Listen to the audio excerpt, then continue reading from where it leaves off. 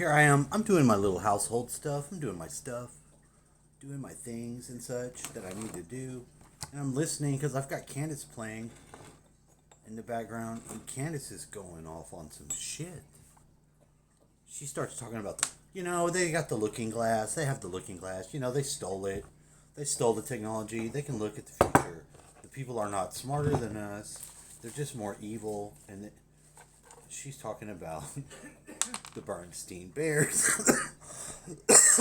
Mandela effects. I'm like, oh, she's going off the deep end. Into a Let's listen. computer, and suddenly they're apparently able to predict future outcomes. Just imagine the deep state being able to look into a glass, so to speak. The Sumerian culture was known for their advancement in glass, and to see different outcomes. I mean, the amount of power that you would have, and then also fathom in your mind that the people that are Satanists have this power. Take a listen.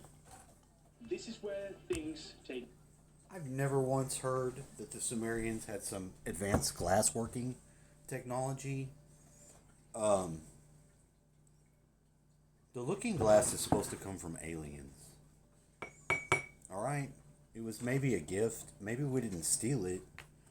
I think we got it from the gray aliens. And there's some problems involved with it, of course. But maybe she should get her facts straight.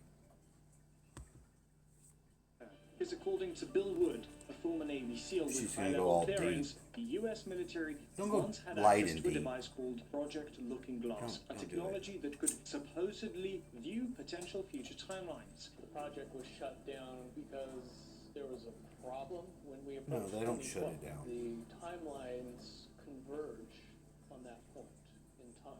And when you know Couldn't how see past 2012. string theory works and how the possibility of possibilities works and how making one choice over here doesn't necessarily mean that the other choice couldn't exist at the same time. But once you get your brain wrapped around Your physical body can actually do just as much as the looking glass itself.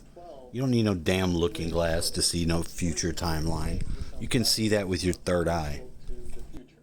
And eventually we're pushed into this bottleneck of time, no matter which choice we make. You could always use your Horn Beastman power of friendship. That's all that was powering that thing. It was Enkidu and fucking Gilgamesh's power of friendship. That allowed them to see. And the Enkidu dies. And then the snake takes his fucking magical potion for live forever. That's what life's all about. Down. Now ask yourself, why would a system like that be buried, and what exactly did they see? Because this isn't just about false memories or tech. It might explain why everything since 1999 feels frozen and artificial, like we're on rails in a version of reality that wasn't meant to last this long. And if you think that's wild, wait until you hear what else Looking Glass may have revealed. So what exactly did they see with Looking Glass? According to multiple whistleblowers, including Bill Wood and other interviewed by Project Camelot, every time they ran the device, no matter what variables they changed, all future timelines converged to a single fixed point. That point, somewhere between 2012 and 2016. After that, the future became unpredictable. There were branching outcomes, just a wall.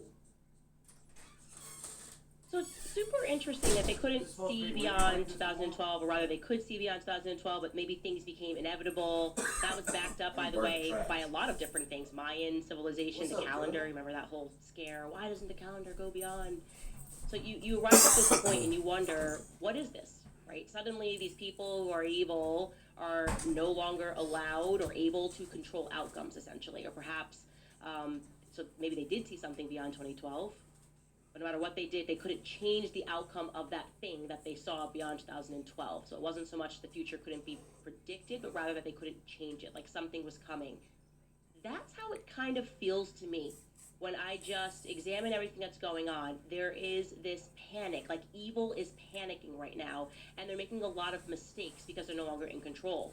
And I would also add here that one of the things that I've noticed is that they're trying to turn us all, again, maybe this is their solution, want to see some arrests. Okay? Arrests. I don't know what the Clintons did. They were supposed to go to Congress and they didn't do that. If you want to say that's some fascist shit, I just don't see fascism going on in America. I don't. Fascism is normally like,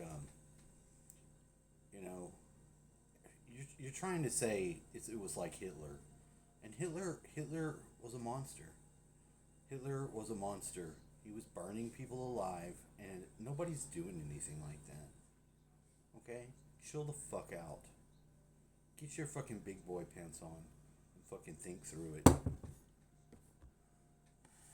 Going, okay, what are we gonna do? We can't change the outcome. Maybe we can just turn everybody into a computer program. Like, they want us all to be the same. They seem to get really angry when we behave like humans. Like, that's one of the things they're trying to triumph, is our humanity. We talked about this a lot with the Charlie Kirk story, the reaction, how we felt icky, but they were like, what's wrong with you? How dare you feel icky? How dare you not like this? Don't you know this is what he would want? It's like their inability to defeat our humanity. Well, what did it say for today? It's angering to them. Now, something that was crucial, which was revealed about Project Looking Glass, was that the people who were in the room while this device was being operated, their conscious thoughts impacted the device, okay? So just imagine this. Although I think what those are from pretty strong gusts we had today. Changing future Felt like outcomes. more than 10 miles an hour. Thoughts influenced future outcomes. That piece is That's what I'm saying. relevant to what we're going to discuss. Was And obviously, that's pretty reminiscent of one of the themes of The Matrix. I just am going to assume everybody's seen that movie. If not, you should watch it, because it's way ahead of its time. And he is going to connect that dot here. The idea is not to light your yard on fire. So what exactly did Project Looking Glass reveal, and why was it quietly shut down? The people involved began noticing something strange. No matter what variables they used, the results kept showing the same future. A point where all possible timelines seemed to merge. That moment? Somewhere between 2012 and 2016. After that, everything became unclear, like the future couldn't be read anymore. This brings us back to 1999, a year that might have marked more than just the turn of a century. It's also when The Matrix was released. At the time, it was seen as just another sci-fi movie, but looking back, it feels like something more. I don't know what she's trying to say. Living in the dream world, Neo. The film introduced a powerful idea, that the world we experience might not be what it seems, that reality could be shaped or even simulated without us knowing. And once you start asking questions, things begin to change. That idea resonates deeply with what many have felt. Look, whether or not you're in a simulator, you don't want to die. Do you feel like dying? What are you going to do? I would pull you apart. I would stab you. I would have my swords. I would get some blades. I'm not just going to be a naked skeleton. I'm going to have at least a weapon. And I'm going to try to cut your fucking head off. I'm going to try to slit your throat. I'm going to try to do you in. And once you're dead, you will become a skeleton like me. And I will do, the blinky spell. I'll put the fire in my eyes into you, turn you into a zombie. Then you'll be fighting in my zombie army. How do you like that? How do you feel about that? Does that make you feel good? Huh? Is that the deep state's fault? I mean, I'm just asking. I don't know. Look, I don't know here. I'm not going to let you kill me, skeleton. If you've got something, I'm going to fuck you up. I'm going to rip it out of your hand. I'm going to rip your arm off. I'm going to take whatever you have and I'm going to beat you with it. I need to beat you. I've got like a real strong hammer out there. I think that would be good. Smash him with this big ass fucking rebar sledgehammer. All metal hammer. Just smash. Smash that motherfucker and then I'll light you on fire. You ain't going to be fucking sprinkling your eyeball shit on me, Skeletor. What if I'm semi-dead? What if I run at you real fast, and I go to take a bite? Because you don't know. If I don't have my weapon and I go to take a bite and I look gray like this, I've got the death powers. And I'm going to infect you with it. You got to figure that. I'm still going to kill you. I'm going to kill you no matter what. If I just have my head and I have to crawl over to you. with my backbone, I would slither over there and bite you like a snake. I would come up on you like a fucking cobra and bite you with these teeth. I'm gonna eat your face off. If I can get your neck and you die, you're gonna be a skeleton like me. And then I'm gonna have you pick up all my pieces and put my ass back together.